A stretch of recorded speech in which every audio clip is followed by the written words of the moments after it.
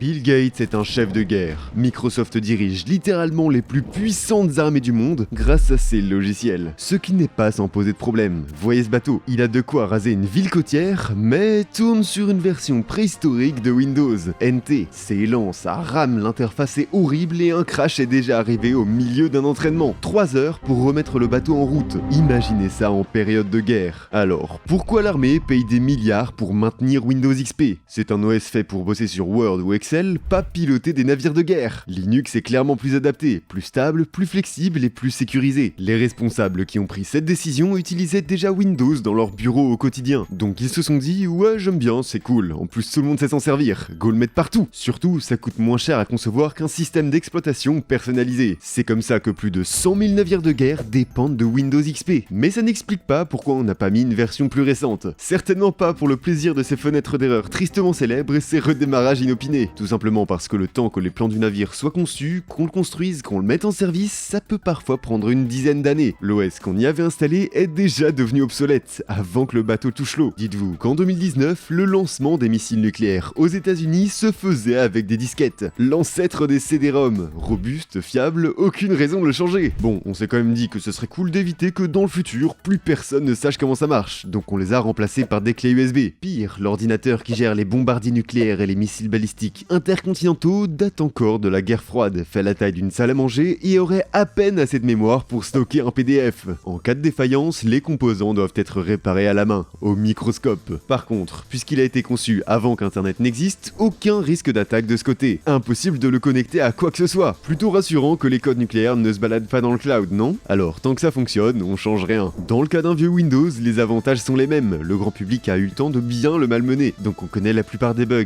et des fails qu'on a pu corriger entre temps. Enfin, faut-il qu'on s'en occupe encore? En 2014, Microsoft annonce qu'il arrête le support pour Windows XP, fin des mises à jour et des correctifs de sécurité. Les failles découvertes par les hackers ne seront plus colmatées. Ces vulnérabilités, sous forme de tuto piratage, vont s'acheter pour plusieurs milliers de dollars sur le dark web. À l'époque, 30% des ordi tournaient encore sur Windows XP. Aujourd'hui, encore beaucoup de distributeurs de billets fonctionnent sous ce système. Tu trouves ça aberrant? 9 ans que Microsoft déconseille cet OS, et pourtant, en ce moment même, les 4 sous-marins nucléaires anglais sont pilotés sous XP. Qu'est-ce qu'ils attendent pour changer ça? On s'en doute, c'est pas si facile. Ces systèmes d'armement utilisent plein de logiciels spécifiques, conçus sur mesure. Passer à une version plus récente de Windows, ça signifierait changer tous les programmes qui contrôlent chaque machine, chaque armement. Faudrait les réécrire de zéro, on risquerait encore plus de bugs et ça coûterait bien trop cher. Surtout pour des machines de guerre qui seront mises à la retraite dans la prochaine décennie. En attendant, la solution qu'ont trouvé les gouvernements, c'est de payer des milliards à Microsoft pour qu'il prolonge personnellement le support technique de Windows XP, le temps d'organiser une lente transition vers Windows 10. Pour la Navy, c'est 9 milliards qui s'envolent chaque année. Un gouffre financier? Dites-vous que ça n'arrive même pas à la cheville de son budget PQ. Petite anecdote, on soupçonne que Windows XP est même encore utilisé par Vladimir Poutine. En 2019, on peut deviner sur l'ordinateur personnel de son bureau l'interface nostalgique de cet OS d'un autre temps. Pas si surprenant. La Russie voit d'un très mauvais œil l'intrusion de Microsoft, une entreprise américaine, dans ses ordinateurs. Elle a donc interdit à son administration d'utiliser cet OS. Windows XP était la dernière version tolérée. Il fallait passer à un système d'exploitation Linux propre au gouvernement russe, baptisé Astra. Mais les vieilles habitudes ont la vie dure, et beaucoup ont préféré rester sur un système qui leur était familier. Alors Poutine était-il un gros boomer ou photo-trafiqué pour lancer les hackers sur de fausses pistes? Le mystère plane toujours. Microsoft détient les secrets les plus sombres des gouvernements. Le monde du business est sans pitié. Même après avoir équipé les plus grandes puissances militaires du monde, Microsoft va se retrouver à la ramasse par rapport à ses concurrents à partir des années 2000. Apple sort l'iPod puis l'iPhone, Microsoft les imite avec le Zune et le Windows Phone, qui sont des terribles flops. Il suffisait d'un mois à Apple pour vendre plus que Microsoft peinait à sortir sur toute une année. Quand Microsoft sort Bing, le moteur de recherche de Google est déjà sorti 12 ans plus tôt,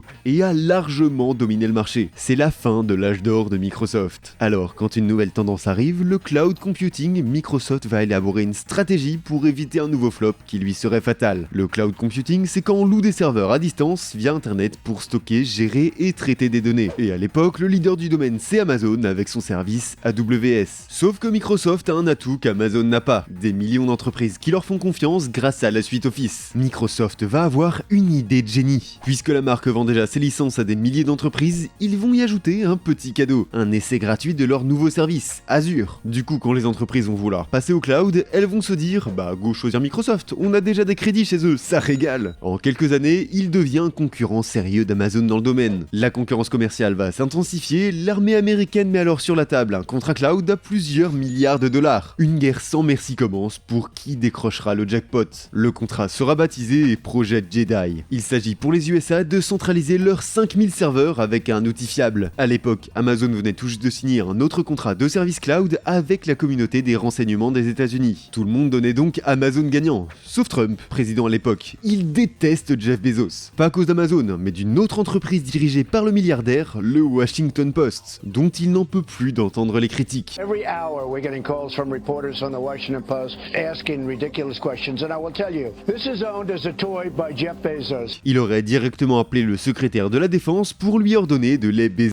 Alors, quand le gouvernement annonce qu'ils ont choisi Microsoft, Amazon porte plainte sur la façon douteuse dont la décision a été prise. Pour se sortir de ce bourbier, le gouvernement décide donc d'annuler le projet Jedi et de le transformer en un autre contrat similaire, JWCC, qui sera divisé entre plusieurs entreprises pour éviter les jaloux. Tant pis pour la centralisation. C'est comme ça que Microsoft donne naissance à DoD 365 Secret, une version classifiée de Word, Teams, etc., utilisable par les militaires qui manipulent des données ultra sensibles. En France aussi, Windows a eu du succès auprès de l'armée. Le contrat Open Bar à 120 millions de dollars autorisait le ministère de la Défense à se servir en illimité dans leur catalogue. Microsoft a même atteint la certification de sécurité niveau 6 du département américain de la défense. Un Graal que seul Amazon avait réussi à obtenir. Bill Gates peut donc gérer les secrets les plus sombres des États-Unis dans sa forteresse digitale, l'Azure Government Secret.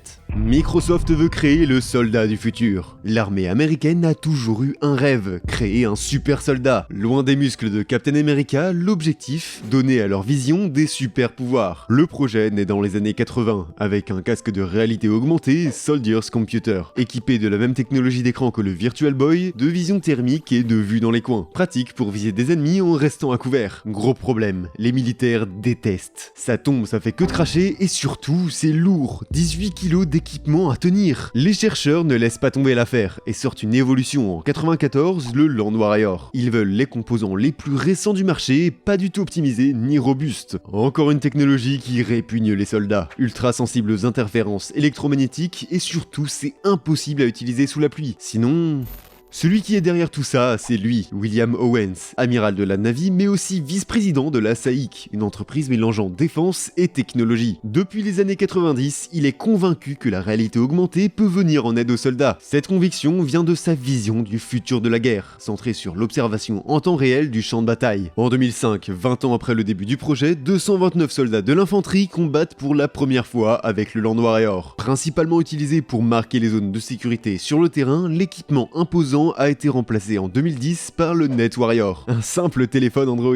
Mais alors, que vient faire Microsoft là-dedans? Quand l'armée américaine cherche à accélérer ses progrès sur un casque de réalité augmentée, elle se tourne vers le HoloLens. Vous savez, le casque présenté à l'E3 2015 qui avait bluffé tout le monde. Si sa démonstration paraissait intéressante pour le grand public, elle était révolutionnaire pour les entreprises. Le projet Net Warrior évolue avec Microsoft et IVAS naît en 2019, avec un contrat à 400 millions de dollars. Le but, équiper 10 000 soldats de HoloLens. Et leurs ambitions sont hautes. Vision de nuit haute définition, vue thermique, affichage de cartes 3D et même une indication en temps réel de la position de l'ennemi. Un véritable atout qu'ils souhaiteraient amener sur le terrain fin 2023. Même en entraînement, tu peux affronter des ennemis holographiques dans un décor réel, une véritable simulation comme dans un jeu vidéo. Et une fois terminé, tu peux regarder ta performance en replay pour savoir quoi améliorer. Fini les entraînements mimés à la bouche.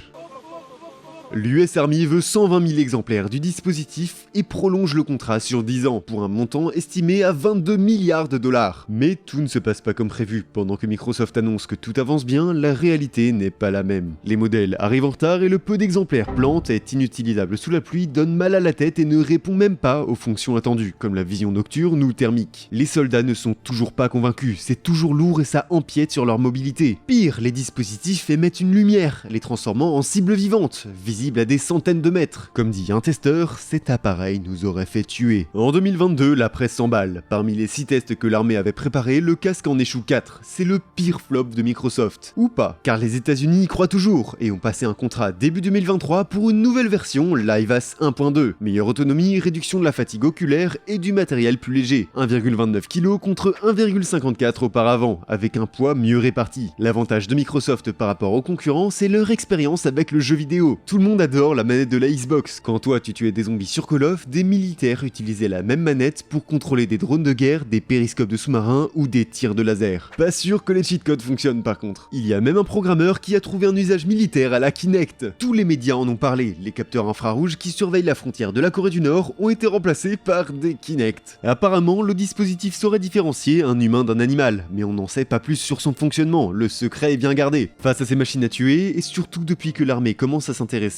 à l'IA, les développeurs des grandes entreprises de la tech commencent à protester. Déjà, face à ces pressions internes, Google a annoncé se retirer de plusieurs contrats avec l'armée pour des raisons éthiques, cédant du terrain à Microsoft. Mais tous les employés ne sont pas d'accord avec les décisions de Bill Gates. Lorsque nous avons décidé de travailler chez Microsoft, nous le faisions dans l'espoir de donner à chaque personne sur la planète un pouvoir d'accomplir davantage, et non dans le but de mettre fin à des vies. C'est peu rassurant de voir ces entreprises privées qui prennent une telle ampleur dans l'armée, qui nous dit qu'un jour, elles n'utiliseront pas l'empire militaire auquel on leur a donné accès pour servir leurs propres intérêts. Ce jour-là, seul un BSOD pourra nous sauver.